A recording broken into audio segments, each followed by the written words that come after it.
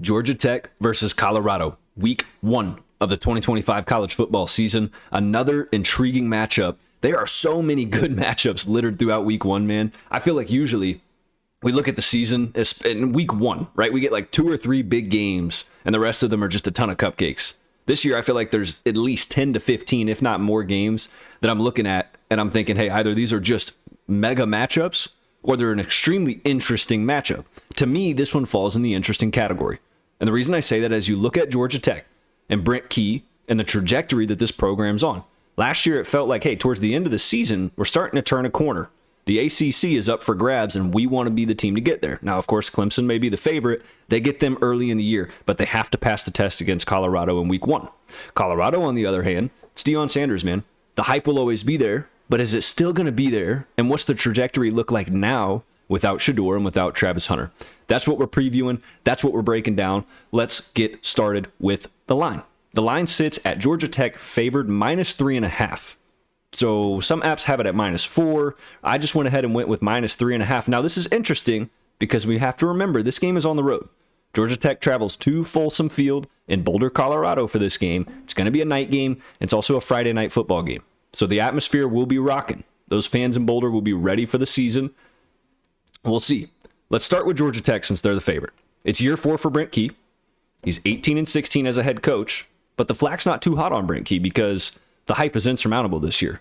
And a lot of that has to do with the way they finished the season last year. Now, don't forget the week 0 win against Florida State was big at the time. Now, in retrospect, we look back and we say, well, that Florida State team was pretty darn bad. So it's really hard to weigh that as like a great win for the Yellow Jackets. But nonetheless, the 7 overtime dogfight that they gave Georgia in Athens, and just the tenacity and the grit that Haynes King played with was just a reflection of Coach Brent Key and what he's building at Georgia Tech. He gets 9 returning starters back this year. Let's start with the offense where 5 of them are at. Haynes King, quarterback, is the most important one of them all. Haynes King can run the ball, 11 rushing touchdowns last year. He can throw the ball very well. He can do it all. And most importantly, Haynes King is a leader, and he's going to continue to be a leader this year. He's got to stay healthy. Now, he didn't have any issues with that. Sometimes I got a little concerned how much of a beating he would take in a lot of those games. If they can kind of tone that back a little bit, if he doesn't have to take that much of a beating in some of the games this year, that's going to be huge. I say that because they also get running back Jamal Haynes, who was a huge part of that Georgia Tech rushing attack last year. That was the focal point of that offense. It was their MO. Buster Faulkner loves to run the football. A lot of RPOs, but a lot of those RPOs are strictly just read options, zone reads. I would like to see Haynes King maybe hand it a little bit more this year if he has that luxury, especially when you consider both his left and right guard. Joe Fusel and Keaton Rutledge are back on that offensive line as well. They also add in a talent in the transfer portal on the offensive line, Will Reed, 6'6", 305-pound body. That O-line will be good. They will get push, and the run game will be effective. Now, the question I have is how well can Georgia Tech throw the football? They didn't struggle necessarily throwing the football last year, but it wasn't the best part of their offense, of course, and I don't expect it to be this year, but I do think it needs to be just a little bit better if they want to go win the ACC. They get Malik Rutherford, wide receiver, back. Malik Rutherford was a big piece in this offense last year, but they add a lot of depth at that position around him. 5 receivers come in from the transfer portal. Most important one of those, in my opinion, Eric Rivers. I do think Eric Rivers will start. He comes in from Florida International. 12 touchdowns last year, nearly 1,200 yards receiving on 60-plus receptions. He's going to be a big player for them. Speed, everything they want, proven production. He's going to come in and be a huge plug-and-play kind of guy. He also brings in tandem Dean Patterson from Florida International as well, who had a great year there also. So, again, 5 wide receivers come in, so they add depth at that position. It's interesting to see what Buster Faulkner is going to do with that offense. They love to run a lot of motion. I'm excited to see Eric Rivers hopefully get involved in some of that motion. You know, a lot of read options with him crossing the face and Haynes King, Jamal Haynes, a lot of weapons on this offense. Again, they lost a couple guys, but they added pieces right back. I think Georgia Tech's offense will be able to run the ball effectively against Colorado. Now, Colorado has an experienced defensive line, and they have age. 3 seniors on that Colorado defensive line. We'll get there. Let's talk about Georgia Tech's defense, because this was a unit that was extremely good last year and really didn't get talked about a lot. Now, when you look at their statistics, okay, they were the 75th passing defense, at least in terms of pass yards per game allowed last year. So they weren't great by any stretch, but they had players that made plays. All right. They get 4 returning starters. Now let's not forget they have a new defensive coordinator. Blake Gideon comes in, former safeties coach at Texas for the past 2 years. He comes in to take over this Georgia Tech defense. Now he was the national position coach of the year last year, and I want to say 2 years in a row, if I'm not mistaken on that. I could be wrong, but if I remember hearing something about that. Nonetheless, Blake Gideon comes in as the new defensive coordinator, excited to see what he can do with some good talent. 4 returning starters. Jordan Vandenberg on the defensive line is huge. The most important of them all, and the leader of that defense, Kyle Eford. 60-plus tackles last year. Surprisingly, a linebacker led the team in sacks with 3 sacks last year. That's got to change, and they worked on that. And they also get Amari Harvey and Clayton Powell-Lee back as well. So 2 experienced guys in that secondary. Clayton Powell-Lee could be one of the better safeties in the country. Amari Harvey is an extremely physical corner. This defense has got dudes returning. Now let's talk about who they bring in, because that's a big piece. They added loads and loads of depth to a defensive line that needed it badly. Again, Kyle Eford, their starting middle linebacker, led the team in sacks with 3. That's got to be better. So they bring in Akilo Stone from Ole Miss. That's a big get. They also bring in Matthew Alexander, who I think is going to get a lot of reps, might even start. They bring in AJ Hoffler from Clemson. They bring in Ronald Triplett. They loaded up with defensive linemen in the portal. They bring speed, they bring size. It's what they need, and those guys are going to have to get in the backfield. They're playing against a Colorado offensive line that's going to have a lot of new faces, trying to build chemistry, first game of the year, and a very complex Pat Shurmur offense. So there's truly an opportunity for Blake Gideon to get that defensive line moving and get them in the backfield early in this game. Here's a big key factor for Georgia Tech's defense, and then we'll flip over to Colorado, okay? 120th in forced turnovers last year.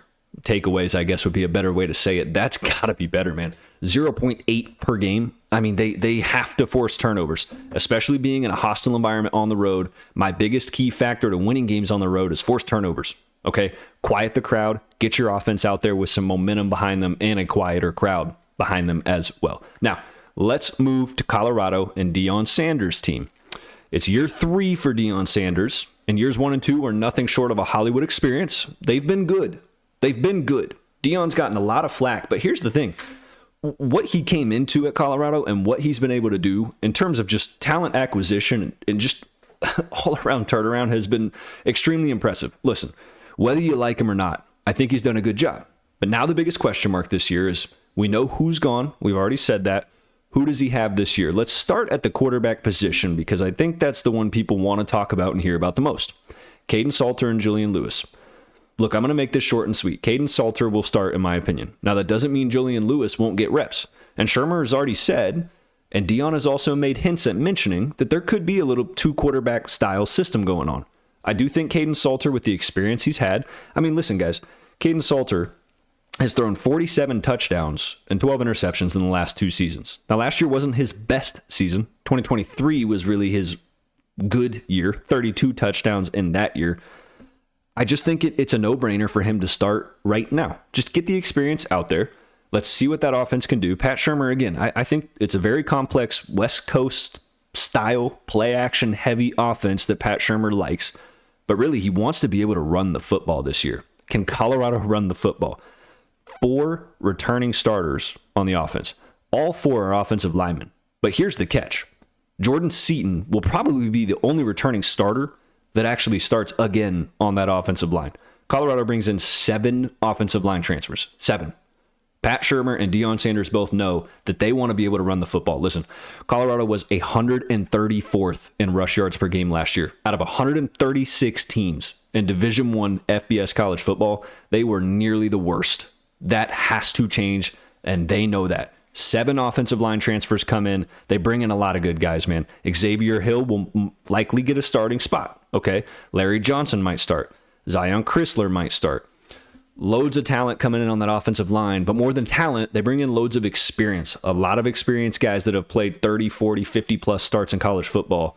Colorado's trying their best to piece together an offensive line with size and experience. Jordan Seaton is, of course, the best player on that offensive line.